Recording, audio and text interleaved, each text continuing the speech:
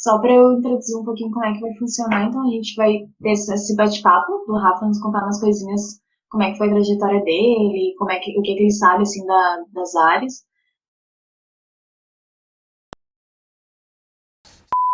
Eu me formei na URGS também, na TM 17/1, tá?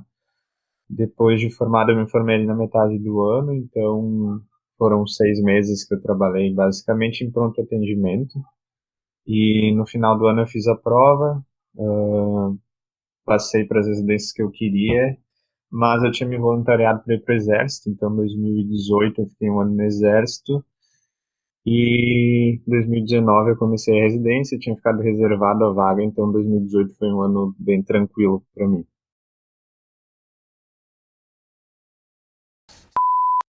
Queria agradecer, né, o convite da Letícia e parabenizar vocês pela iniciativa, porque realmente isso é uma coisa que ajuda bastante a gente a tomar essa decisão, que não é uma decisão fácil, né? E às vezes vai chegando o final da faculdade, a gente ainda não sabe bem o que quer fazer, então a gente vai ficando nervoso com isso. Eu acho que esse tipo de iniciativa sempre é bem válida. A escolha da tua especialidade médica é uma coisa que vem naturalmente durante a faculdade, né? A gente vai passando pelos estágios e vai ser natural que vai ter aquele estágio que vai te chamar mais atenção, tá? E eu acho que a medicina interna começa a chamar atenção já ali na semiologia, né? Então, acho que o que mais me motivou a fazer medicina interna foi gostar desse processo de raciocínio clínico, de ver o paciente adulto como um todo e saber fazer uma investigação complementar, saber pedir os exames que são indicados para cada caso e saber tratar clinicamente o doente, tá? Uhum. Eu sou bem sincero, eu nunca gostei de cirurgia, nunca gostei de pediatria, nunca gostei de gineco, então para mim foi uma coisa mais natural assim fazer medicina interna. Mas muitas vezes a gente acaba escolhendo pela subespecialidade, né? Então eu já tinha certeza na faculdade que eu queria fazer cardiologia. Então o caminho natural, né, que é preciso fazer uns 2 anos de medicina interna e mas que é uma especialidade que te abre um mundo de subespecialidades que tu tem muitas possibilidades de escolha, né? Mas eu acho que vai ser uma coisa natural, assim, conforme vocês forem passando em cada estágio, vai surgir o estágio que vai chamar a atenção. E se não surgir também, não são raros o pessoal que termina a faculdade e vai trabalhar num postinho, alguma coisa assim. Uhum. E aí consegue ter uma visão melhor do que vai escolher depois, né? Então não se assustem se chegar no final e vocês ainda não souberem o que vão fazer, certo? E o Conceição, acho que para quem é da URGS sabe, né, que no nono semestre a gente tem nosso estágio obrigatório lá, não necessariamente na medicina interna, mas a gente escolhe uma especialidade para passar lá. E E aí foi natural também, né? A gente chega lá e a gente conhece um mundo totalmente diferente do mundo do Castelinho, né? Mas que sempre acaba nos cativando, assim, pelo ambiente, que é um ambiente de muita amizade, de muito companheirismo. A gente sempre olha para o lado e tem um residente para nos ajudar, a gente nunca está sozinho lá. E os preceptores também sempre muito disponíveis. E a gente tem um perfil de pacientes totalmente diferente, né? Pacientes com muitas doenças, pacientes muito graves, e é sempre legal tu aprender com esse tipo de paciente, assim. Uhum. Então, acho que isso é uma pena que muitos não tiveram a oportunidade de passar lá no Conceição esse ano, né, em função da pandemia, mas certamente vale a pena quem puder fazer estágio optativo. Na medicina interna pode-se fazer, né, um mês no Conceição, então isso Uhum. com certeza ajuda. Eu, no caso, passei com o Rafa e com o Wander, que vocês vão conhecer também na quinta-feira, e foi muito bom, realmente, assim, é bem isso, é um clima muito agradável, os pacientes, é outro estilo, assim, eu não sei nem explicar, parece que pega outra amostra da população, e é um estilo, assim, bem mais, o que eu acho, assim, também, de comparando com clínicas, é um estilo muito mais mão na massa, porque não tem tanta Exato. consultoria, né? A gente não chama tanto que nem no clínico a gente costuma. Uhum. É bem isso, né? A gente tem muita prática, a gente tem muita autonomia, a gente tem muita liberdade para manejar os pacientes. Então, isso é bastante diferente de outras residências, tá?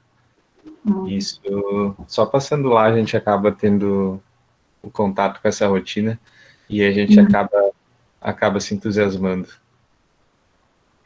E outra ideia da gente discutir é como o teu caminho como acadêmico te influenciou para cardiologia, ou para a medicina interna, no caso. Tu já entrou na faculdade sabendo que era aquilo? Não, na verdade,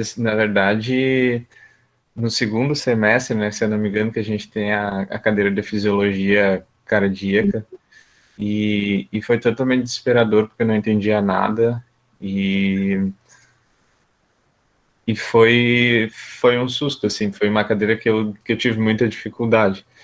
E aí eu fiquei com, meio que deixei a cardiologia de escanteio, assim, e não gostava nem de estudar sobre, porque foi bem traumatizante mesmo, tá? Uhum. Mas aí depois veio o quarto semestre, veio a semiologia, e eu passei com o doutor Zago mais velho, que seria acho que é Alcides o nome dele. E eu lembro que ele explicava a semiologia cardíaca de um jeito que parecia muito fácil, e a fisiologia começou a fazer sentido. E foi aí que eu percebi que era o que eu queria, assim. Então passou de um trauma para a especialidade que eu escolhi. Nossa. E foi um caminho, assim, de sempre procurar fazer estágios, procurar fazer cursos, tudo nessa área. E isso foi concretizando essa escolha, assim. Então, eu participei durante 3 anos do ambulatório lá da professora Beatriz. Não sei se ela continua ainda lá na cardiologia. Continua ouvindo os. Continua. Então, eu participei durante 3 anos do ambulatório dela, fiz pesquisa com ela, e foi muito bom, assim. Então, foi nessa época que eu acabei escolhendo, né? Clínicas têm muito essa oportunidade de fazer ambulatório, de fazer pesquisa, tem muito curso, palestra, então isso vai ser o que vai te ajudar muito na tua escolha, assim. Então, acho que mais ou menos foi assim. E a medicina interna sempre gostei, sempre fui apaixonado pela medicina interna, então não é um problema para mim ter que fazer 2 anos de medicina interna para poder fazer a cardiologia, assim. E estou procurando aproveitar esses 2 anos, deixando até um pouco de lado a cardiologia, assim, porque às vezes o pessoal foca muito numa área que quer fazer e acaba não estudando outras coisas, não se dedicando a outras áreas. Eu acho que agora é a oportunidade, enquanto tu está fazendo medicina interna, de tu estudar as outras áreas para tu ter uma formação completa, né? Não ficar totalmente focado naquela subespecialidade que tu quer fazer. Uhum. E deixa eu falar um pouquinho assim, mas o quanto o teu currículo contribuiu para tuas conquistas, assim, para tu passar na residência, para tu conseguir chegar onde tu tá, assim.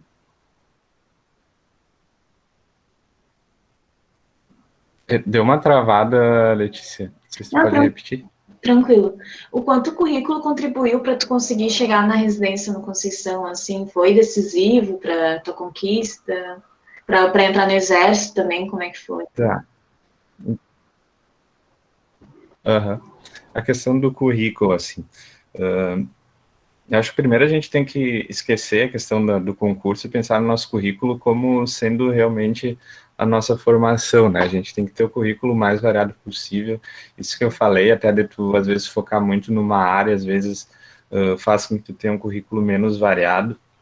E isso não que não seja bom para a hora que tu for fazer a prova para a tua subespecialidade, mas eu acho que a oportunidade que a gente tem na faculdade e na primeira residência que a gente faz, fora a subespecialidade, a gente aprendeu o máximo e viveu o máximo de coisas possíveis, assim.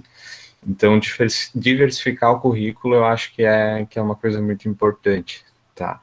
Quanto ao peso do currículo, assim, né, para tu passar num concurso, normalmente as provas, né, os concursos, 90% da nota vai ser a nota da prova e 10% vai ser a nota do currículo, tá? Se tu fizer um cálculo simples, tu vai perceber que se tu tiver um ponto a mais do que teu colega no currículo, tu vai largar 2 questões na frente, mais ou menos isso é a média, tá?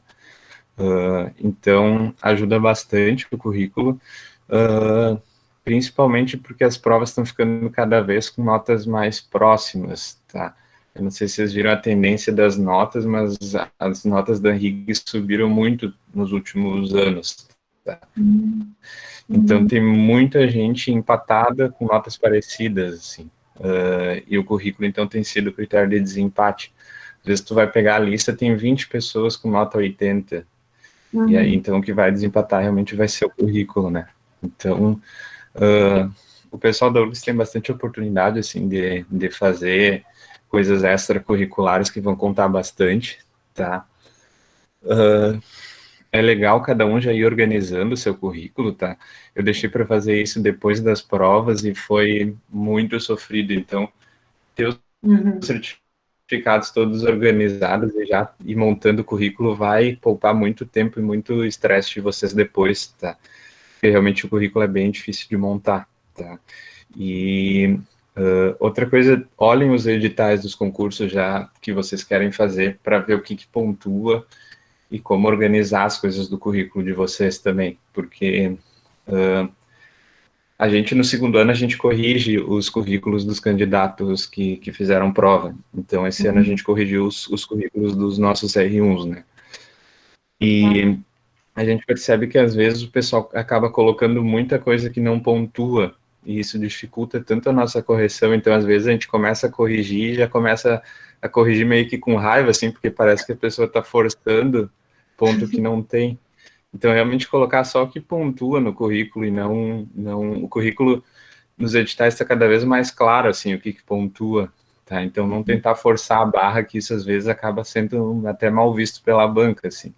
Então, realmente ver o que pontua, se está escrito lá cursos com mais de tantas horas. Não adianta tu tentar colocar cursos com menos horas que o pessoal não vai aceitar. E às vezes vai acabar ficando meio... vai corrigir de má vontade, assim, o currículo. Então, tem que cuidar para não tentar forçar a barra no currículo. Tá? Até em relação ao Higgs mesmo, que é a prova que tem que prestar para o Conceição, é interessante vocês já pensarem que quando você se inscrever no Higgs, já tem que enviar o currículo, já tem que colocar os certificados e mandar direto dali mesmo. Então, é algo que tu tem que pensar bem cedo, porque imagina, a Higgs é dia 22 de novembro, a gente terminou de se inscrever mês passado, então tu tinha que ter tudo até outubro. E tu tá naquela finaleira do ano e aquela loucura, então é bom estar já organizado, que nem o Rafa falou mesmo. Isso depende bastante da prova, tá? Na RIGS, tu realmente preenche o teu currículo, mas depende, na verdade, do hospital. Tem uns hospitais que não usam aquele currículo da RIGS, tá? Eu tenho que ver hospital por hospital. O Conceição esse ano acho que está usando, tá? Mas até o ano passado não usava, era um currículo próprio. Mas aí a gente tem que olhar no edital de cada hospital, né? Quem é que vai usar o currículo modelo ANRIGS e quem vai usar outro tipo de currículo. Tá. Bom. E no programa da residência que tu tá, então, na Meio do Conceição, quais são os diferenciais da Meio do Conceição? A gente já falou um pouco, né, de ponto positivo e negativo, mas se tu fosse pontuar, assim, objetivamente. Tá. É meio difícil claro, a gente acaba ficando com o viés, tá? Então a gente acaba vendo muitos pontos positivos e às vezes a gente esquece os pontos negativos, tá? Mas acho que basicamente assim, pontos positivos, tá? Primeiro, o ambiente que eu já citei, né, quando eu falei da escolha pelo Conceição. É um ambiente muito tranquilo de se trabalhar, é um ambiente que tu sempre vai ter apoio dos teus colegas, assim, a gente realmente forma um grupo que é muito unido e que é difícil tu tá passando por uma intercorrência com teu paciente, tu precisa de ajuda, tu vai olhar para o lado e vai ter um colega que vai te ajudar. E isso te dá muita segurança, tá? Principalmente nos plantões, assim, que a gente acaba ficando sem preceptor, mas sempre vai ter alguém para te ajudar, tá? Outra coisa, o perfil de pacientes. Nós temos um perfil de pacientes com muitas doenças e que a gente acaba pegando mão, assim, de trabalhar com pacientes muito doentes. E isso faz com que a gente tenha menos medo depois de sair aí para trabalhar em qualquer lugar, né? Depois que a gente faz um plantão no Conceição, a gente não tem medo de nenhum outro plantão aí fora, tá? Porque realmente a gente passa de tudo ali. Um ponto bem forte é a questão dos procedimentos, tá?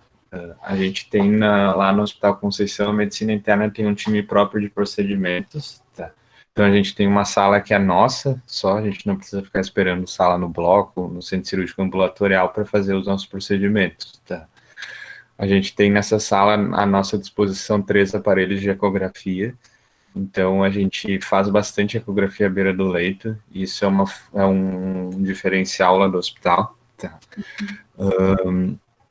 Isso a gente faz desde o R1, a gente já começa a fazer procedimentos, tá? E sempre tem preceptor junto para fazer esses procedimentos, então isso é um ponto forte de lá, tá? Outro ponto forte é o nosso treinamento em PCR, né? Diferente do que acontece no clínicas em outros hospitais de Porto Alegre, o time de parada do Conceição é o plantão da medicina interna. Então, qualquer paciente que pare dentro do hospital, o BIP que vai tocar é o BIP da medicina interna, e aí a gente que é responsável pelo atendimento, tá? Claro, toca junto também um BIP de um plantonista da UTI, que vai ser nosso apoio caso a gente esteja com alguma dificuldade no atendimento, tá? Mas a responsabilidade é nossa, tanto de comandar a parada, como de manejar a via aérea, fazer intubação, tudo é responsabilidade do plantão da medicina interna, tá? Então a gente acaba saindo com bastante treinamento quanto a isso, tá? Outra coisa que não é tão boa pro hospital, mas acaba sendo bom pro residente, é que não tem TRR. Então, todas as intercorrências graves que acontecem também é bipado do plantão da medicina interna, né? Não tem nenhum contratado intensivista responsável pelas intercorrências graves. Então, são os próprios residentes de medicina interna que manejam.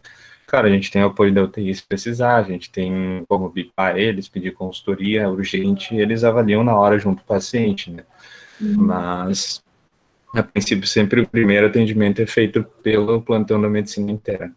Tá? O plantão da medicina interna normalmente tem 5 residentes, mas ali de novembro até março são 4 residentes só, certo? Alguns pontos negativos, assim. A gente, primeiro, é um hospital 100% SUS, então a gente às vezes não tem oportunidade de utilizar alguns medicamentos que são mais caros, que os nossos pacientes não têm condições de adquirir, assim. Então, tem residências novas agora em hospitais privados que trabalham com um perfil diferente de pacientes, um perfil de pacientes que tem um aquisitivo maior e que, portanto, tem maior liberdade para tu prescrever medicamentos que tu sabe que vão ter um custo relativamente caro para os pacientes, tá? Então, a gente acaba saindo da residência sem prescrever esse tipo de medicação que acaba tendo um custo mais caro, tá? Outra coisa que a gente não passa em especialidades, a não ser nos estágios optativos, tá? Isso é uma coisa que difere bastante da residência do Conceição, da do Clínicas, por exemplo, tá? Dos 24 meses de residência, 15 a gente passa em equipes de medicina interna, 10 meses no R1 e 5 meses no R2. Então, para quem quer conhecer uma especialidade mais de perto, assim, quer em cada especialidade para aprender sobre tratamentos específicos de cada especialidade, talvez o Conceição não seja a melhor opção. Mas para quem quer se formar um hospitalista, um internista que conheça mais o paciente como um todo, assim, sem focar em cada área, acho que daí é um perfil mais por Conceição, tá? Às vezes também alguns outros pontos negativos assim que dá para pontuar, por exemplo, tem algumas equipes que têm a rotina à tarde, então tu acaba ficando mais desassistido durante a manhã e tu só vai ter o apoio do teu preceptor à tarde. Então, mas isso acredito que aconteça também em outros hospitais, não só no Conceição, tá? E às vezes, assim, um pouco da infraestrutura do hospital, né, que é um hospital que não tem tanta infraestrutura quanto outros hospitais, mas a gente acaba se virando e a gente acaba se acostumando com o que a gente tem lá. Não que falte estrutura de exames, de medicamentos para os pacientes, mas do tipo mais a estrutura básica assim do hospital, não é um hospital tão organizado quanto clínicas, por exemplo. Tu poderia falar assim, um pouquinho como é que é a rotina do residente de medicina interna, assim, se tá passando na medicina interna mesmo, numa equipe de manhã, como é que seria a tua rotina? Uhum. Tá, então como eu falei, basicamente 10 meses do R1 tu vai passar em equipes de medicina interna, aí um mês tu vai passar na emergência, na sala laranja, e tu tem um mês de férias, esse é os estágios do R1. No R2 tu vai ter 5 meses de equipe de medicina interna, tá? Vai ter 2 meses de UTI, um mês de emergência, que daí passa a ser sala vermelha, não mais sala laranja, né? Uhum. E os estágios optativos, tá? Basicamente, a rotina do residente que está na equipe de medicina interna, tá? As equipes vão ser divididas de maneira que cada uma vai ter 3 residentes, 2 residentes do primeiro ano e um residente do segundo ano, tá? Todas as nossas equipes lá têm em média 12 a 13 pacientes, tá? Então, os R1s vão dividir esses pacientes, cada um vai pegar 6 pacientes, um vai pegar 7 eventualmente, tá? E a rotina, basicamente, quando tu chega no hospital, então tu vai passar a visita, né? Ver se o paciente teve alguma intercorrência à noite ou depois que tu saiu na tarde anterior. E vai examinar o paciente, conversar com o paciente, revisar o prontuário, ver se tem algum exame que ficou pendente que ele tenha feito eventualmente enquanto tu não estava no hospital. E Uhum. aí, isso quem faz é o R1, né? Basicamente, o R2 supervisiona toda a equipe, então o R2 é responsável pelos 12 a 13 pacientes também, tá? Mas ele não tem a responsabilidade individual, assim, de evoluir o paciente, de prescrever isso, quem faz é o R1 dele. Então, normalmente de manhã, então, tem um round, às vezes o round tem equipes que tem round mais cedo, tá? Tem uma equipe que tem round mais cedo, tem round às 8h30, então, quando tu tá nesse mês, tu tem que chegar mais cedo no hospital, né? Mas normalmente a média é ali round em torno das 9h30, 10 horas. Tá? No round, então, a gente discute com o preceptor, a gente vai decidir que exames a gente vai pedir, o que a gente vai mudar na prescrição, eventualmente as altas que a gente vai dar, e os encaminhamentos para os pacientes pós-alta. Tá? Uhum. E aí, depois que a gente faz isso, normalmente a gente tem a tarde daí para executar tudo aquilo que a gente decidiu no round, né? Então, à tarde que a gente vai sentar no computador e a gente vai prescrever, vai evoluir os pacientes, vai pedir os exames, agora vai ligar para os familiares para conversar, né, porque não tem mais familiares lá no hospital, mas também é responsabilidade do residente falar com os familiares, né, e aí a partir das 4 horas o hospital, a medicina interna fica em regime de plantão, então, cara, nem sempre tu vai terminar tuas atividades até as 4 da tarde, né, mas as intercorrências que ocorrem depois das 4 da tarde ficam para o plantão avaliar, tá? 2 dias da semana, basicamente, a gente tem ambulatório.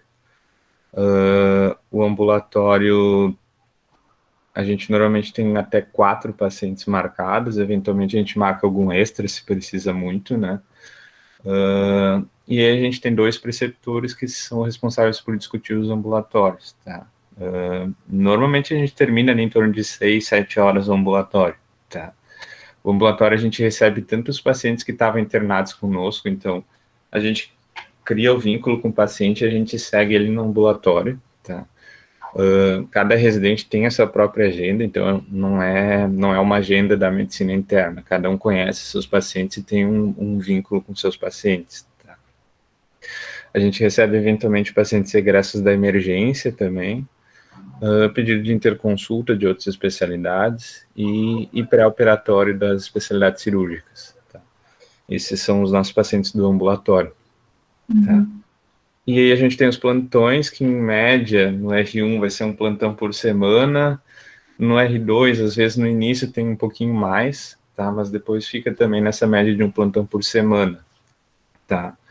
Que daí sim Uhum. são plantões de 24 horas, então tu chega às 8 horas, faz a tua rotina, teu dia normal, e segue até as 8 horas do dia seguinte, tu é o plantão, tu fica com o BIP responsável pelas intercorrências, pelas PCRs, tá?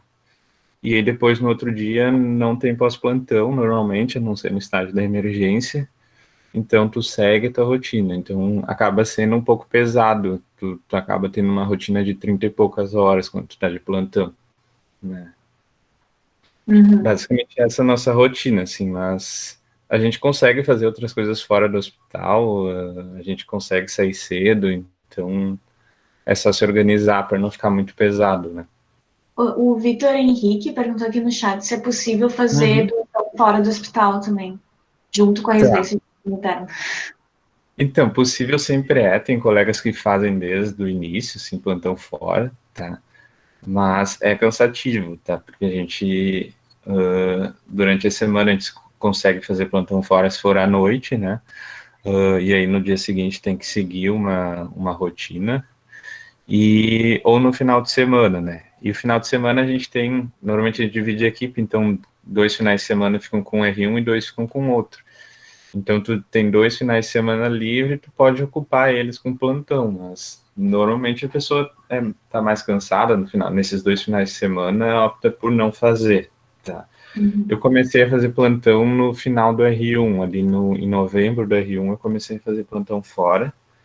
Eu nunca fiz plantão à noite, porque eu realmente acho que fica muito cansativo fazer plantão à noite fora e depois voltar para o hospital. Então eu sempre faço meus plantões fora no final de semana. Tá? Normalmente eu faço plantão de 12 horas, não faço mais que isso, porque senão fica realmente pesado. Tá? Então desde o final do R1 eu tenho um plantão fixo que eu faço sempre no domingo, domingo 12 horas durante o dia. E aí na segunda retomo as atividades no hospital. Uhum. Mas dá para conciliar sim. E, assim, a ideia agora é uma pergunta que é mais para subespecialidades, mas se puder Uhum. responder. Você sabe como pode trabalhar um internista, assim, se tu fizesse só medicina interna, talvez um R3 ali no adicional, como é que é a vida de trabalho, assim, é só hospital, dá para fazer consultório, tem procedimento? Uhum. Então, a gente tem vários exemplos lá no Conceição de preceptores que são internistas, né, que não fizeram outra subespecialidade. Normalmente, quem quer trabalhar só com medicina interna acaba fazendo o R3, né, que é o ano adicional, que tem no Conceição e na Santa Casa, talvez, não tenho certeza, tá, de onde tem R3, mas no Conceição tem 5 vagas para R3. E normalmente essas vagas são preenchidas, assim, tem gente que quer trabalhar realmente só com medicina interna, tá? Uhum. Acho que para responder essa pergunta dá para ter uma ideia pelo que aconteceu com os nossos R3 do ano passado, né, os que a gente conheceu. Então, dos cinco residentes do terceiro ano, 2 optaram depois por fazer subespecialidades, estão fazendo agora subespecialidades, e 3 deles que eu conheço bem estão trabalhando com medicina interna. Um deles, o Gabriel, é nosso preceptor agora lá, ele fez concurso para o Conceição e já assumiu a equipe, então ele é preceptor lá nosso. Tá? Terminou o R13 e já entrou para a preceptoria. Tá? E os outros 2 que estão trabalhando com medicina interna estão fazendo rotina na PUC, no Hospital São Lucas, então eles têm a equipe deles também. Eles não trabalham com residência, mas eles têm os pacientes que estão internados para eles. Então, tem sim Uhum. como trabalhar como internista, tá? Uhum. Nossos preceptores que fizeram só a medicina interna, não fizeram subespecialidade, muitos deles têm consultório também e dá para trabalhar também na área ambulatorial, tá?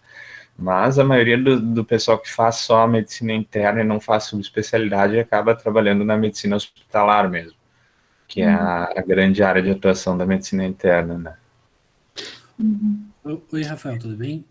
Tudo bem? O Vitor também perguntou se tem uma diferença entre os anos de R1 e R2. Tipo, eu imagino que seja na questão de procedimentos, o qual se Uh, sua responsabilidade muda, eu acho que é nesse sentido. sim, sim. Sim, a responsabilidade é bem diferente do R1 para o R2, tá? Basicamente, no início da residência, ali, os R2, eles acabam ficando mais responsáveis pelas intercorrências dos pacientes, pelos atendimentos das PCR, normalmente tem 2 R2 daí no plantão, um R2 é responsável por comandar a parada, e o outro R2 é responsável pelo manejo da via aérea. Então, isso são funções específicas do R2, tá? Tem bastante, no Conceição tem bastante diferença do R1 para o R2. O R2 é muito mais leve do que o R1. A gente não tem que passar a rotina de final de semana, que é a responsabilidade dos R1s, tá? A gente não tem a responsabilidade de evoluir, de prescrever os pacientes, nem de dar as notícias para os familiares. Isso são tudo atribuições do residente do primeiro ano, tá? Então a gente acaba até tendo mais tempo para estudar, para nos preparar para as provas no segundo ano de residência, né? A gente, no segundo ano, fica mais responsável por supervisionar, por ser o apoio dos nossos R1s, né? Porque os nossos preceptores, normalmente, eles vão lá, eles estão na hora do round, umas horas antes, algumas horas depois, mas fora desse período, o R1 tem alguma dúvida, tem um paciente intercorrendo, quer saber que conduta tomar, o que ele prescreve, normalmente ele vai discutir com o R2. Então, o R2 acaba assumindo mais essa responsabilidade de preceptorar até o R1 quando o preceptor não está no hospital. Então, é bem diferente assim, a carga de trabalho. O R1 tem uma carga de trabalho bem maior. Tem algumas residências que não é assim, né? Eu lembro quando eu passei no Clínicas, não sei se mudou, o R2 ainda dividia a equipe, às vezes com o R1, às vezes tinha que final de semana também, não sei como é que está agora, mas... Eu não estava no estágio, ainda não passei, mas eu acho que quando eu passei como acadêmica era assim mesmo. Aham. Isso é bastante diferente, assim, nos dois hospitais. E que conselho tu daria para os acadêmicos que têm interesse em MEI, assim? O que tu aconselha para fazer durante a faculdade que vai ajudar lá na residência? Então, acho que o principal é tu conhecer os serviços de medicina interna que tu vai ter disponíveis para fazer a residência, tá? Para tu poder, tu vai ter diferentes visões, né? Se tu não vai conseguir tomar uma decisão, a decisão normalmente que são os hospitais mais concorridos, que o pessoal acaba escolhendo, que são Conceição ou Clínicas, vai muito do perfil de cada um. E para tu saber se teu perfil se adapta num ou no outro serviço, tu tem que conhecer, né? Acho que tu tem que saber muito o que tu gosta de rotina, se tu gosta mais de ambulatório, se tu gosta mais de paciente internado, porque isso tu vai ver que tu vai te adaptar diferentemente nos dois serviços, tá? Se tu tem dúvida ainda de qual especialidade tu quer passar por especialidades diferentes, talvez tu se encaixe melhor na residência do Clínicas. Se tu já sabe talvez a especialidade que tu quer, mas tu quer ter 2 anos para te formar um internista mesmo e deixar a subespecialidade para depois, talvez tu te adapte melhor no Conceição. Então, acho que o mais importante é tu conhecer os serviços, tá? Tem residências novas agora que tem programas muito bons, né? Então tem a residência do Moinhos, a do Mãe de Deus, que são totalmente diferentes e que acho que só passando lá para tu saber se talvez não seria esse serviço que tu te adaptaria melhor. Tá? Acho que não fechar tanto a tua mente quando tu já sabe a tua subespecialidade, né? Então tentar fazer uma residência de medicina interna com a mente aberta para tu adquirir o máximo de conhecimento em todas as áreas, assim, não... Às vezes eu vejo alguns colegas, assim, que decidiram, eu quero fazer cardiologia, já sabem desde o início que quer fazer cardiologia, e que passam a residência inteira estudando tudo que é artigo, lendo tudo que é livro de cardiologia, mas acaba daí não aproveitando tanto a residência em si, né? A residência de medicina interna para ser uma residência muito mais abrangente do que tu focar na tua subespecialidade. Então, acho que isso, tá? E aproveitar, né, as oportunidades para fazer teu currículo, porque está ficando cada vez mais concorrido. Ano passado as notas foram bem altas, então teve candidato que acertou mais de 90 questões ano passado, então está cada vez mais difícil entrar. Então, o currículo está sendo bastante importante, assim, aproveitar esses anos aí, os últimos anos, para focar em fazer um bom currículo, né? Acho que isso é bem importante. E que, última perguntinha que a gente preparou, daí depois o pessoal pode ficar bem à vontade. Mas os benefícios e malefícios de fazer imediatamente a residência, assim, eu sei que tu não fez, tu falou, né, que tu foi pro Aham. exército, mas o que tu acha que tem de bom, o que tu acha que tem de ruim, assim, nisso? Tá. Ahn, então, né, eu tive basicamente 1 ano e meio trabalhando antes de começar a residência. Acho que assim, quando tu começa a residência logo após tu te formar, tu já tá num ritmo daquele ambiente mais acadêmico, tu tá num ritmo bom já da faculdade, assim, que a gente normalmente tem estágios bem pesados ali no final da faculdade.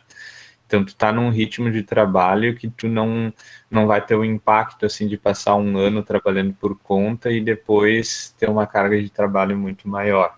Tá? Então, acho que mais essa questão de tu já estar num ritmo de trabalho que condiz com o ritmo de trabalho da residência, né? Claro que tem outras responsabilidades que tu vai assumir, mas tu já está acostumado a ficar muito tempo dentro do hospital, a trabalhar bastante, tá? Às vezes, se tu fica 1 ano parado, tu acaba perdendo esse ritmo, assim, no início tu acaba sofrendo um pouquinho mais, tá? Mas, às vezes, para quem não escolheu, não tem certeza da sua especialidade ainda, é bom ter esse ano de trabalho, né? Para quem talvez não tenha, precise adquirir uma estabilidade financeira, porque, para quem não sabe, a bolsa de residência não é grande coisa, né? Então, muitos colegas, assim, que não são daqui de Porto Alegre, trabalharam antes para poder ter um ano mais tranquilo, poder vir para Porto Alegre, poder pagar suas despesas aqui com a bolsa de residência e ter uma reserva para caso precise, né? Então a gente consegue ganhar, claro, bem mais trabalhando fora antes de começar a residência. Isso é bom para te dar uma estabilidade de tu ter a tranquilidade também de tu saber que tu vai fazer uma residência que tu não vai depender de trabalhar fora para conseguir te manter, né? Então, e fora que, claro, às vezes tu tá num ritmo que tu tá muito cansado, que tu quer descansar 1 ano e não é errado fazer isso, né? E especialmente para quem tem interesse no exército, é uma grande oportunidade, assim, eu sempre faço bastante propaganda do exército, porque para mim foi um ano bem tranquilo, claro, depende do lugar que tu vai trabalhar no exército, né, mas foi um ano que eu trabalhei bastante também fora, não só no exército, então deu para conseguir adquirir uma reserva para ter a tranquilidade de não precisar trabalhar durante a residência, né? Mas acho que não tá. Os dois lados têm seus prós e contras, assim, vai do perfil de cada um também.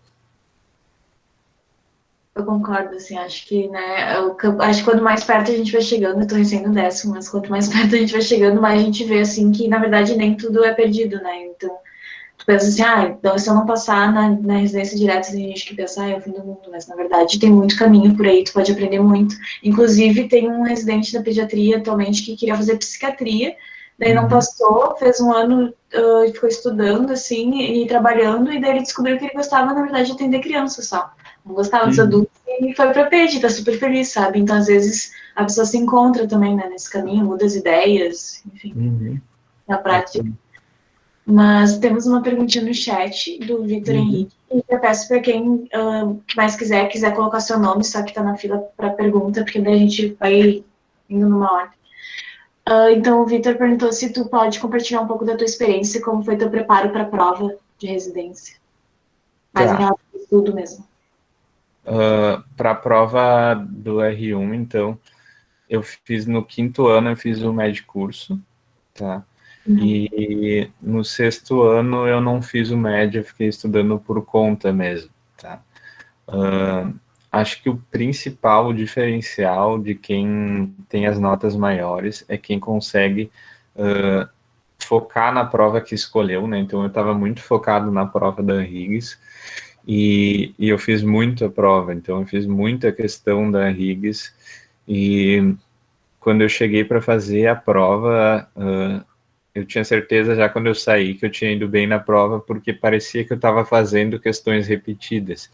E realmente a banca ela é a mesma há muito tempo. Então, tu vai ver que tem sempre um mesmo padrão de questões.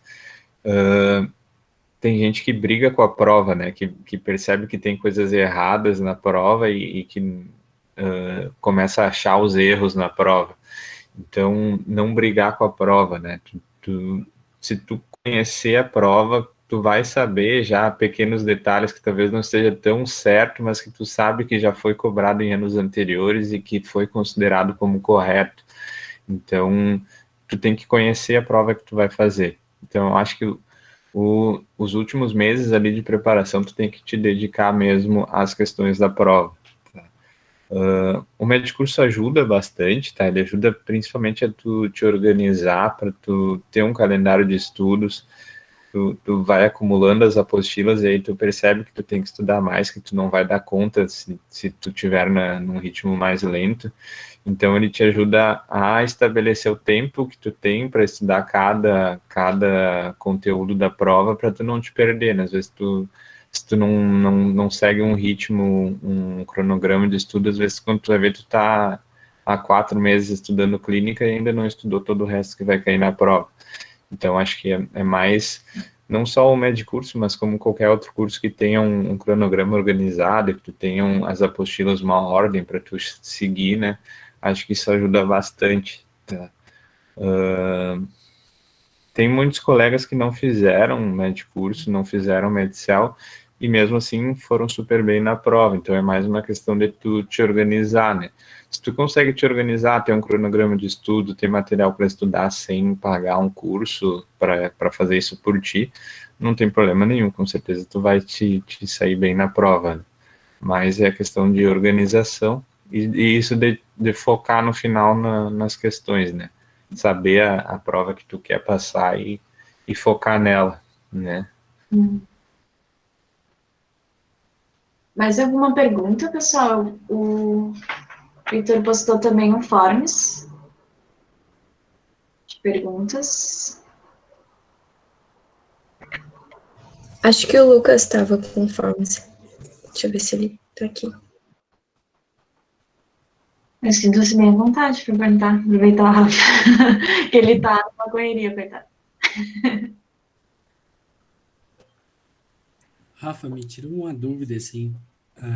Você acha que é melhor, como internista, assim, trabalhar, por exemplo, eu quero fazer período de medicina interna e não quero curtir um pouquinho, aprender um pouco mais e depois escolher a especialidade? Você acha que vale mais a pena, assim, ir para que tipo de lugar? Para um serviço público, por interior, para grandes cidades, tipo Porto Alegre, São Paulo? Então, a gente também conheço muitos colegas que fizeram isso, né, de resolver depois da medicina interna, dar uma pausa, até muitos porque realmente não sabem qual realmente é a subespecialidade que querem trabalhar, né? E com certeza tu não vai passar nenhuma dificuldade para conseguir ter um trabalho bom, um trabalho que te seja gratificante, assim, na medicina interna, tá? Quanto ao mercado de trabalho, assim, tem muita oportunidade ainda em Porto Alegre para quem quer fazer medicina interna. Então, esses colegas que até tem 2 que eu conheço que eram R2, não fizeram R3 ano passado, e que resolveram não fazer a especialidade ainda, que estão trabalhando em hospitais bons aqui de Porto Alegre. Então, tem oportunidade sim, mais em hospitais do que em ambulatório, tá? Mas até porque eu acho que a gente ainda tem a dificuldade de ser reconhecido como internista, né, como um clínico geral. Normalmente as pessoas reconhecem todo mundo que se forma como sendo um clínico geral, as pessoas não têm a noção de quem é um médico generalista e a diferença para um médico clínico, né? E então é difícil, assim, os pacientes procurarem um ambulatório de medicina interna, né? Normalmente, tem um paciente que tem uma doença renal, uma doença cardíaca, uma doença pulmonar. E talvez o internista conseguisse manejar bem essas 3 doenças, mas o que a gente observa normalmente é que esse paciente vai ter um nefro, vai ter um cardio, vai ter um pneumo. Então, talvez o ambulatório seja um pouco mais complicado para tu te inserir logo que tu termina a residência, assim. Mas em hospitais é mais fácil de tu ter essa oportunidade, tá? E no interior, com certeza, falta bastante clínico, tanto em hospital quanto em ambulatório, assim. Então, às vezes tem cidades menores que não tem tanto especialistas, né, e que se beneficiariam de ter um clínico que pudesse manejar melhor os pacientes, né. Então, com certeza, no interior as oportunidades são melhores, mas para quem quer ficar em Porto Alegre, não vai ter muita dificuldade de se inserir num serviço, não, tá? Acho que o nosso professor também, que foi da nossa equipe, ele trabalhava em consultório como médico do trabalho, assim, tipo, em consultas, como médico do trabalho também, que eu acho que é uma área que dá para abranger também na medicina Isso. interna. O Dr. Nelson, ele tem uma empresa de medicina do trabalho, que ele trabalha em algumas empresas. Então, a gente tem vários preceptores que têm trabalhos fora a medicina interna e ainda tem a medicina interna como um segundo trabalho, assim. Muitos dos nossos preceptores também são especialistas, então fizeram outra subespecialidade, mas trabalham também com a medicina interna. Temos algumas perguntas do Fornes. Perguntaram qual é o teu horário, mais ou menos, que horas chega, que horas sai, e com relação aos finais de semana, assim. Tá. Então, no ano passado, os meus horários como R1, então, basicamente eu chegava no hospital em torno de 7 horas. Quando não tinha ambulatório, em torno de 3, 4 horas, eu já tinha terminado a minha rotina, tá? E quando tinha ambulatório, daí normalmente vai das 16 até as 18, 19 horas, tá? Mais aquele plantão semanal de 24 horas e 2 finais de semana do mês, que daí o final de semana tu tem só que fazer, o final de semana não tem preceptor, são só os R1s que vão no hospital e os R2 do plantão. Então, no final de semana, tu acaba indo no hospital, vai um residente por equipe, um R1, então esse R1 vê os 12, 13 pacientes internados, então normalmente leva um pouco mais de tempo, sim. Mas eu terminava normalmente entre 1 da tarde, 2 da tarde, tá? Mais pro final da residência a gente já tá mais rápido, então a gente consegue terminar antes do meio-dia às vezes, tá? E aí depois disso tu tá liberado e teus pacientes estão a cargo do plantão, daí qualquer coisa que aconteça com eles, né?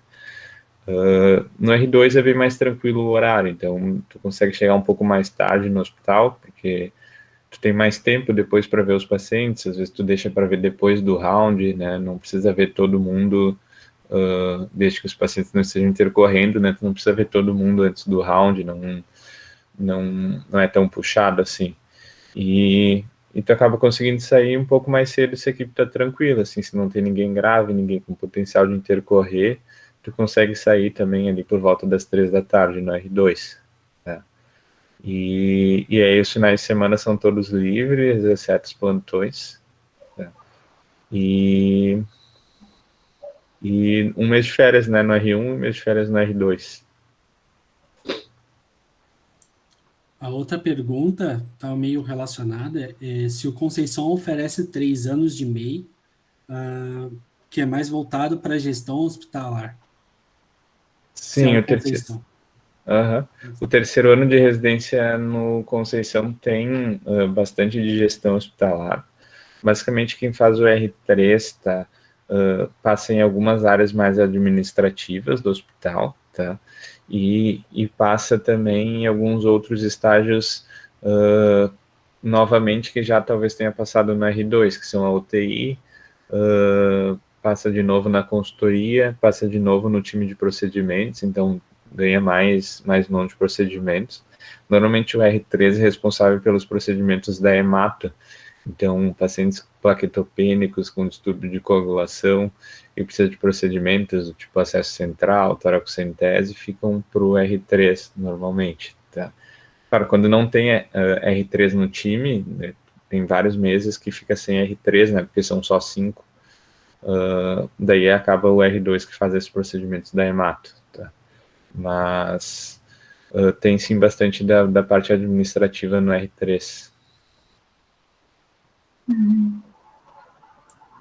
A última pergunta que mandaram pelo Forms é: consegue te sustentar sozinho? Qual é a remuneração média considerando os plantões por fora? Então, é tranquilo, tá? Para tu te sustentar. Na verdade, a bolsa de residência, a gente com o desconto da nossa associação e dos médicos residentes, o salário que a gente recebe limpo da residência dá 2.930, mais ou menos, tá? E aí os plantões fora, aqui em Porto Alegre, na região, aqui Canoas, Cachoeirinha, Gravataí, que é o que o pessoal acaba fazendo, em média paga R$ 80 a hora, 80, 90. Então, normalmente eu faço um plantão no domingo de 12 horas, que vai dar em torno de 900 e pouco, cada plantão desses. Então, se tem um mês que está tranquilo, que não tem um plantão nenhum domingo, eu consigo fazer os 4 domingos do mês. Então, aí vai dar, fora a bolsa de residência, mais um salário que dá um pouquinho mais do que a bolsa de residência até. Então, é tranquilo para tu te sustentar, assim. Claro, tu não vai ter uma vida de luxos, né? Mas dá para viver bem, sim. Eu acho que era a última pergunta, Vitor. Isso, Alguém é a mais? última pergunta. Alguém mais quer perguntar alguma coisa?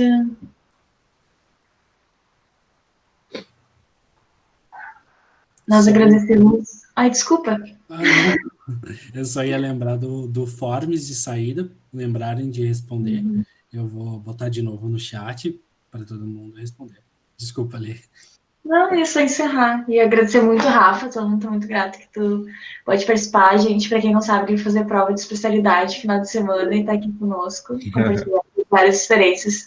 Então, muito obrigada de verdade.